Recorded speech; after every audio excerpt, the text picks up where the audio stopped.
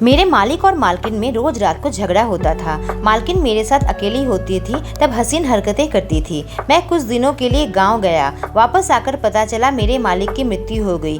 एक रात मुझे कमरे में बुलाकर कुछ ऐसी हरकत की कि मेरे होश उड़ गए। किसी तरह उनकी शादी का एक एल्बम मेरे हाथ लगी, जिसे देखकर मेरे पैरों तले जमीन खिसक गई। कोई औरत ऐसा भी? मेरा नाम है राजू। गांव से शहर में काम की तलाश में आया था, तभी मालिक के घर में मुझे काम मिल गया। मालिक व्यापार के काम में अपनी घरवाली को समय नहीं दे पाते थे।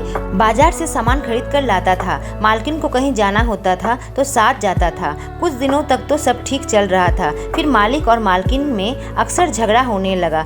उनके झगड़े की आवाज कानों तक आती थी। जब मालकिन मुझसे बाजार का हिसाब लेती थी तो बहुत अजीब हरकतें करती थी। कभी मेरा हाथ पकड़ लेती, कभी नीचे से कुछ उठाने के बहाने उनका साड़ी का पल्लू गिर जाता, कभी कभी उदास होकर बैठ जाती और रोने लगती, कभी कभी बहुत सज धज के मेरे सामने आ जाती। जब भी सज धज के मेरे सामने आती मुझसे पूछती, मैं कैसी लग रही हूँ? मैं कहता, मालकिन आप बहुत खूबसूरत लग रही हो। यह सुनकर वह बहुत खुश हो जाती थी। फिर कहती, तुम्हारे साहब के पास तो मेरे लिए टाइम ही नहीं है। जब कभी कुछ खरीदने मॉल जाती मुझे अपने साथ ले जाती। धीरे धीरे कपड़े खरीदते वक्त भी मुझसे पूछा करती थी कि कौन से कपड़े में मैं अच्छी लग रही हूँ। कभी कोई गाउन खरीद लेती और पहनकर मेरे सामने आ जाती। मैं उसे देखता ही रह जाता था। बहुत ही खूबसूरत लगती थी। मालकिन के साथ मुझे भी अच्छा लगने लगा। एक रात मालकिन एक बहुत ही खूबसूरत नेट की लाल साड़ी पहनी और बड़े गले का ब्लाउज, बहुत ही खूबसूरत लग रही थी। मेरे सामने आकर किसी मॉडल की तरह खड़ी हो गई और कहने लगी, कैसी लग रही हूँ?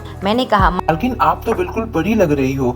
उसने कहा, आज हमारे लिए खाना मत बनवाना। मैंने कहा, कहीं बाहर जा रही हो मालकिन? उसने कहा, हाँ, हमारी शादी की सालगिरह है। तुम्हारे मालिक को मैंने कहा आज थोड़ा जल्दी आने। वह बैठे बैठे मालिक के आने का राह देख रही थी। 8 से 9 फिर 10 बज गए। तभी मालिक के गाड़ी की आवाज आई। मालकिन ने दरवाजा खोला। मालिक बहुत थके हुए लगे। उन्होंने मालकिन की तरफ ठीक से देखा भी नहीं और अंदर कमरे में चले गए। मालकिन भी पीछे पीछे अंदर गई और थोड़ी ही देर में उनके कमरे से झगड़े की आवाज शुरू हो गई। शायद मालिक अपनी शादी की सालगिरह भूल गए थे और मालकिन पर बिल्कुल ही ध्यान नहीं दिया। मैंने सोचा शायद अभी ये लोग बाहर खाना खाने नहीं जाएंगे, इसलिए मैंने खाना बनाने वाले से कहा कि जल्दी से कुछ बना दो उनके लिए। खाना बनाने के बाद मैं मालकिन को आवाज दी और कहा, मालकिन हमने घर में ही खाना बना दिया है। मालकिन मेरी तरफ देखकर एक दुख भरी मुस्कान दी और कहा, खाना कमरे में भिजवा दो।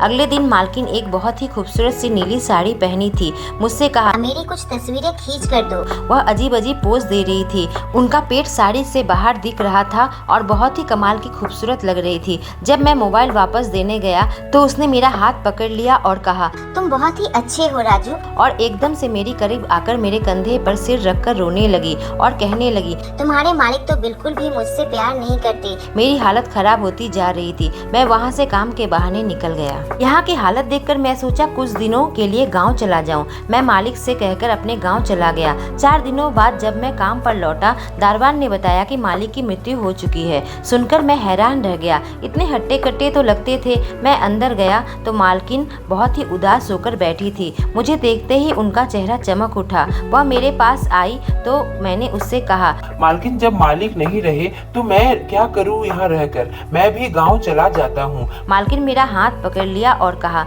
मैं विधवा हो गई हूँ और तुम मुझे छोड़कर जा रहे हो। तुम्हारे बिना मैं अपना गुजारा कैसे करूँगी राजू? उनकी बातों से मुझे तरस आ गई और मैं वहाँ रुकने का फैसला किया। अब अधिक से अधिक वक्त मेरे साथ गुजारा करती थी। अभी अभी पति की मौत हुई थी और साड़ी की जगह पर अब वह तरह तरह के गाउन पहनकर मेरे सामने आया करती थी। एक रात मालकिन ने मुझे अपने कमरे में बुलाया। पहले कभी भी मैं मालकिन के कमरे में नहीं गया था। मैंने सोचा अपने कमरे में क्यों बुला रही है। जब मैं वहाँ गया उन्हें देखकर मेरे होश उड़ गए। बिल्कुल ही नाक के बराबर कपड़े पहने थे। मेरे कमरे के अंदर जाते ही मुझ पर भूखी शेरनी की तरह झपट पड़ी। उसने कहा, तुम्हारे मालिक ने तो जीते जी मुझसे कभी प्यार नहीं किया और मैं जानती हूँ तुम्हारे दिल में मेरे लिए कुछ है। मुझे प्यार और सहारा चाहिए तुम्हारा। अब हम दोनों के बीच कोई भी नहीं आ सकता। मैं बेचारा कुंवारा ऐसी हालत में बहक गया। मालकिन ने मुझसे शादी का वादा ले लिया और कुछ दिनों में हमारी शादी हो गई। मुझे पता नहीं था कि वो औरत। 1 साल तो सब ठीक चला, लेकिन व्यापार का दबाव मुझ पर आया। तब समझ आया मालिक मालकिन को कम समय क्यों देते थे। काम ही इतना ज़्यादा था। मैं भी अपनी पत्नी को अब कम समय देने लगा। एक दिन मुझे मेरी पत्नी बोली, तुम भी तो राजू मुझसे प्यार नहीं करते। अब कितना कम समय देते हो। घर के किसी भी काम में अब मेरी मदद नहीं करते। काम के लिए किसी को रख लूं? मैंने कहा, हाँ, मेरे गांव में एक लड़का है छोटू, वह भी काम की तलाश कर रहा है। तुम कहो तो उसे बुला लो। हाँ, उसे बुला लो। छोटू आ गया और पहले मैं जो काम करता था वह काम की जिम्मेदारी ले ली। मैंने सोचा मैं निश्चिंत होकर अब व्यापार का काम में ध्यान दे सकूंगा। एक दिन मैं काम जल्दी खत्म करके घर आया। मुझे लगा मेरी बेबी मुझे देखकर खुश हो जाएगी, पर घर आते ही घर का नजारा देखकर मैं एकदम चौंक गया। मेरी बेबी छोटू के सामने एकदम चिपक के बैठकर अपना पल्लू गिरा के कुछ हिसाब ले रही थी और छोटू की नजर मेरी बीबी के बदन पर थी। मुझे देखते ही उसने अपने आप को संभाला। मैं कमरे के अंदर गुस्से से चला गया। मैंने कहा, तुम्हें शर्म नहीं आती? तुम यह सब कर रही हो? बस उसी बात पर झगड़ा शुरू कर दिया कि तुम तो मुझे बिल्कुल ही समय नहीं देते, मुझ पर शक करते हो। तब मुझे लगा कि पहले मालिक और मालकिन के बीच में झगड़ा शायद इसी बात को लेकर होता था। आज मैं उसी जगह पर हूँ जहाँ पहले मालिक हुआ करते थे। तो मुझे लगा कि मालिक की मौत भी बहुत ही रहस्यमय तरीके से हुई। मैं पता लगा कर रहूँगा आखिर बात क्या है। पूरी रात मेरे दिमाग में यही सब चलता रहा। जब मैं सुबह उठा मैंने उससे कहा, मेरी तबीयत आज कुछ ठीक नहीं लग रही है। तुम आज व्यापार का काम देख लो। कुछ कागजात में तुम्हारे दस्तखत भी चाहिए। वह मान तो गई लेकिन कहा, मैं छोटू को लेकर जा रही हूँ। मेरे दिमाग में शक का कीड़ा फिर से दौड़ने लगा। उसके जाने के बाद मैंने सोचा कि कुछ ऐसी चीज मेरे हाथ लग जाए जिससे सच्चाई का पता चले। मेरे हाथ में एक शादी का एल्बम आया। उस एल्बम को देखते ही मेरे होश उड़ गए। मुझे अपनी आंखों से यकीन नहीं हो रहा था। कोई औरत ऐसा भी कर सकती है? यह क्या पागल है? मैं उस एल्बम को लेकर सीधे पुलिस स्टेशन पहुंचा और पुलिस को वह एल्बम दिखाई। पुलिस को बताया कि मामले का पता लगाए कि आखिर बात क्या है।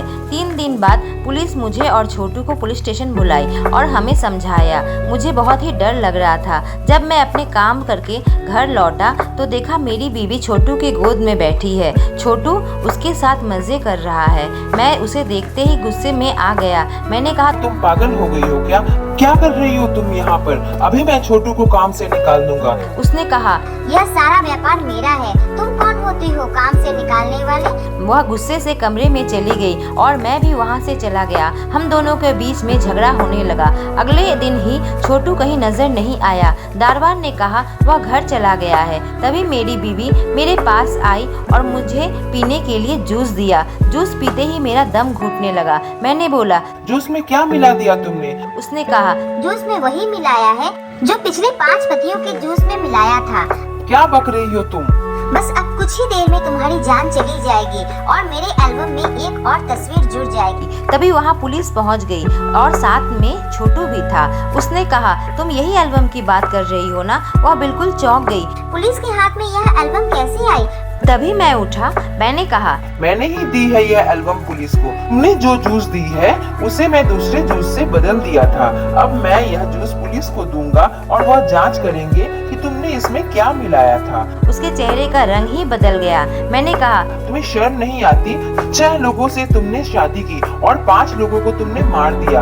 अब मुझे मारने जा रही थी और छोटू को फंसा रही थी दोबारा शादी करने के लिए। कितनी गिरी हुई औरत हो तुम। उसने कहा, सारे मजे क्या मर्द लोग ही लेंगे? औरतें मजा नहीं ले सकती? मैंने कहा, तुम अपनी शादी की तस्वीर के साथ साथ पतियों के मरने के बाद उनकी नंगी तस्वीर भी एल्बम में रखती हो। अब अपने कर्मों की सजा भुगतो। इतना कहते ही पुलिस उसे गिरफ्तार कर लिया और अपने साथ लेकर चली गई।